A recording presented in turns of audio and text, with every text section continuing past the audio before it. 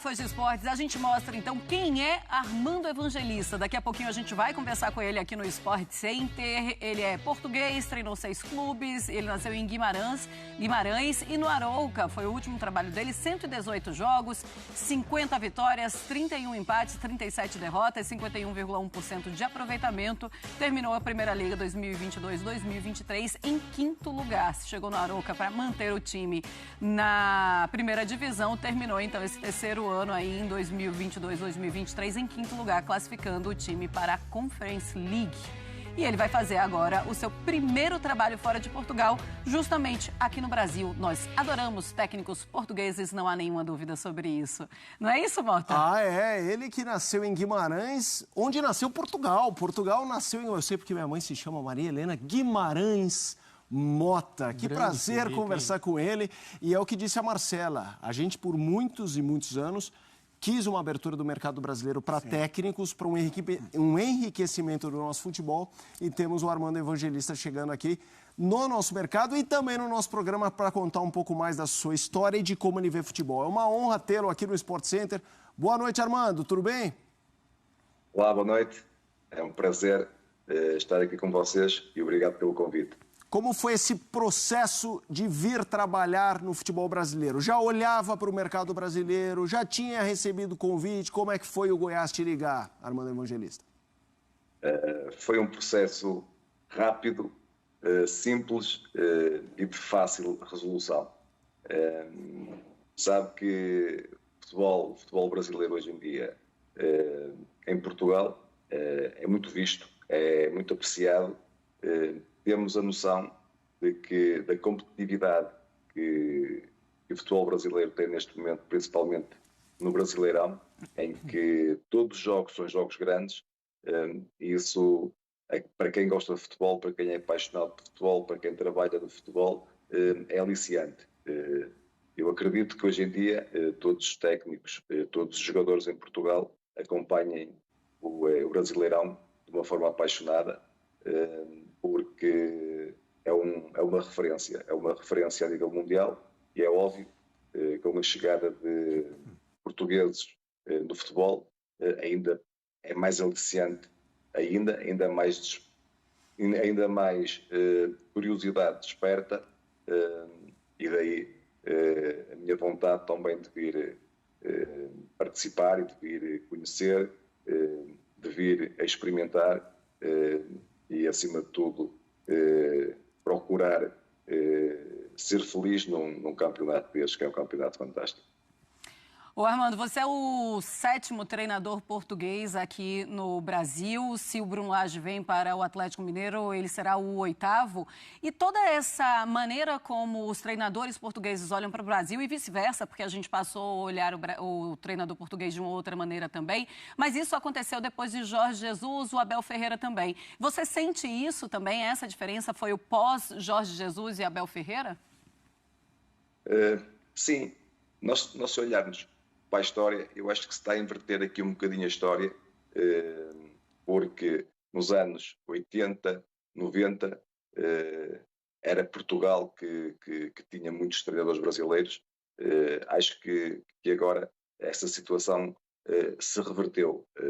É óbvio que a oportunidade que o Jorge Jesus e o Abel tiveram para poder trabalhar no Brasil e aquilo que têm vindo a demonstrar, é óbvio que nos abriu portas, que também fez com que aqui do Brasil olhassem para os técnicos portugueses de outra forma. Eu acho que acaba por ser um bom casamento, porque nós temos técnicos de bom nível.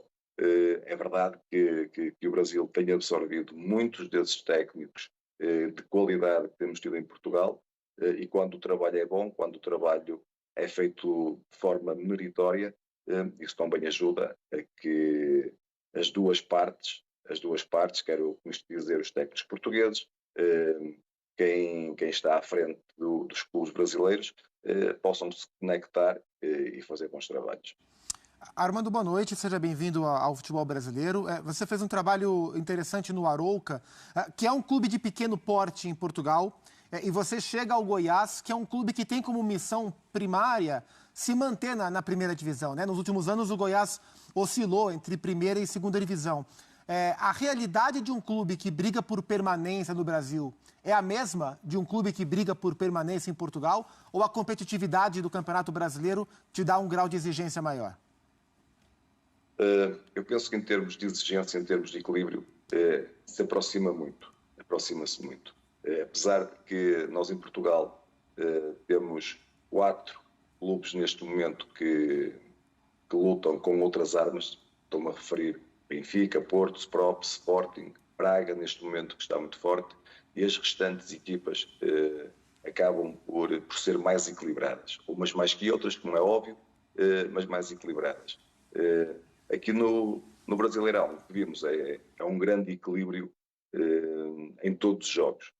Parece-me que todas as equipas estão muito capazes de, em qualquer jogo, poder disputar os 3 pontos. É óbvio também que existem aquelas equipas do cimo da tabela, aquelas equipas que têm mais capacidade para se posicionar no meio da tabela e as do fundo. Mas, acima de tudo, nota-se algum equilíbrio, ou grande equilíbrio, quando se assiste aos jogos e quando vimos a qualidade dos jogos. Isso demonstra que o equilíbrio é nota dominante. Por isso, aquilo que é competitividade em Portugal e que é competitividade no Brasil anda muito próximo. Não quero com isto dizer que a qualidade seja a mesma. Armando, boa noite e obrigado pela conversa aqui conosco. Em praticamente todos os lugares onde o futebol está presente, estão presentes também 2 tipos de profissionais. O jogador brasileiro tem um alcance mundial, independentemente do nível, e o treinador português, que também, né, os membros da Escola Portuguesa de Treinadores estão espalhados pelo mundo. O que esse casamento, que está sendo mais frequente aqui no Brasil, pode acrescentar à Escola Portuguesa de Técnicos, o trabalho direto com o jogador brasileiro de futebol aqui no Brasil? Sabe que em Portugal... Tá com cara de que ele recebeu uma ligação. Eu acho que ligaram para ele. Também acho. Vibrou. Deu para ver aquela vibração e aí derrubou. É isso. Mas é o presidente A gente vai tentar falar com ele. Se é o presidente do clube, ele tá perdoado. Mas só ele Se não também. for o presidente, está errado. Né? Ele voltou. Ele voltou. Ele voltou. Ele vai responder. Ele voltou. Boa. Voltamos. Peço desculpa. Imagina. Sem problema. O que eu lhe estava a dizer. O que eu lhe estava a dizer é que nos últimos anos, em Portugal, houve um grande investimento no que diz respeito à formação dos seus técnicos.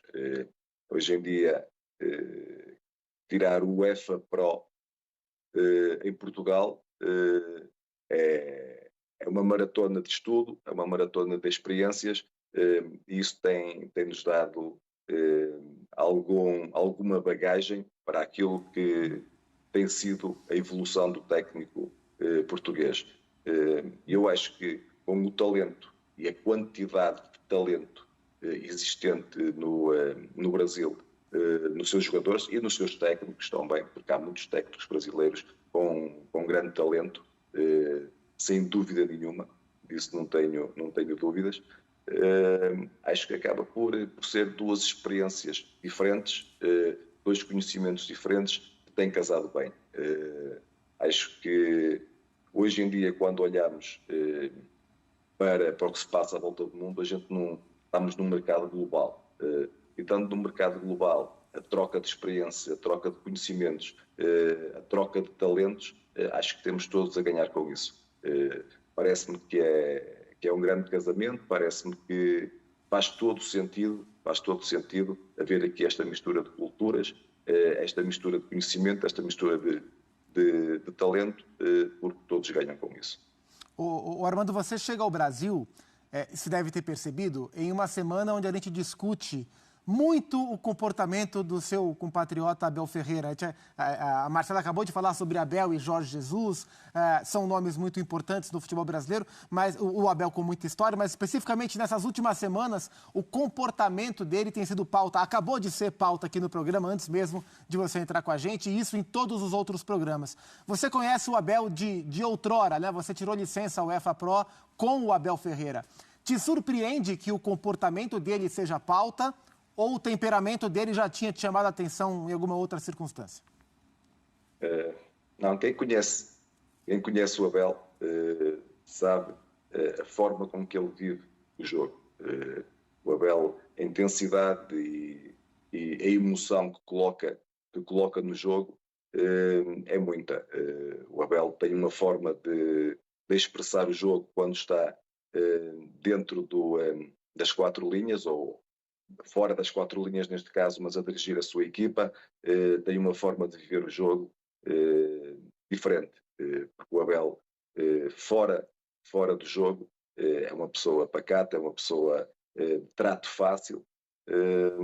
Aquilo que nós vimos do Abel hoje, da forma que vive o jogo, sempre foi o Abel nesta forma de ser, e quem me conhece lá atrás, na verdade não estou aqui para julgar ninguém, não estou aqui para julgar comportamentos, porque parece-me que não é esse o meu papel aqui, mas de qualquer forma, daquilo que eu conheço o Abel, a forma dele viver os jogos é uma forma intensa, é uma forma, entrega-se com uma emoção tal que por vezes tem comportamentos destes. É óbvio que há quem olhe para este tipo de comportamento e ache que é normal, há quem vá reprovar este tipo de comportamento, mas é o jeito dele ser.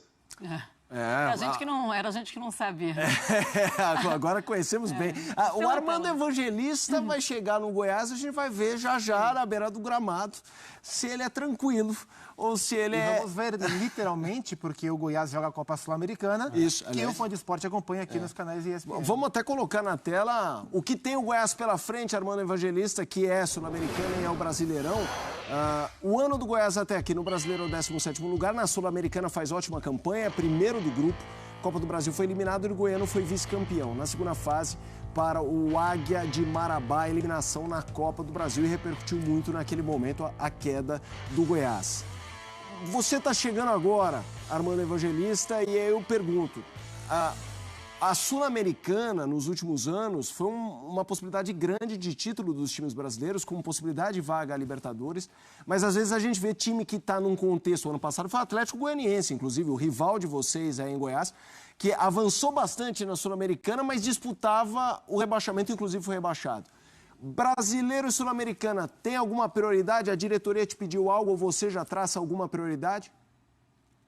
Sim, temos conversado sobre isso, conversámos lá atrás, antes da minha chegada, sobre isso. É óbvio que as duas provas são importantíssimas. É óbvio que chegar longe da Sul-Americana e rebaixar não faz sentido nenhum para aquilo que é o principal objetivo do Goiás.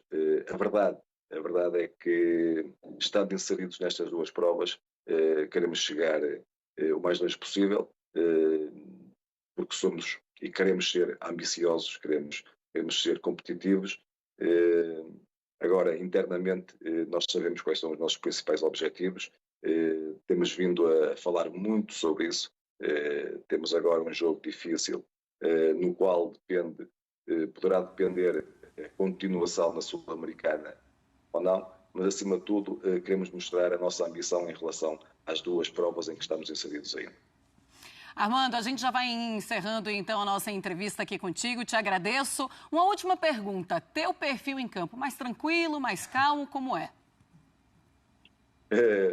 Tem jogos, tem dias, mas por norma procuro manter-me focado, concentrado, e de forma a que nada me possa beliscar a minha concentração, para que possa intervir no jogo da melhor forma e da forma mais assertiva.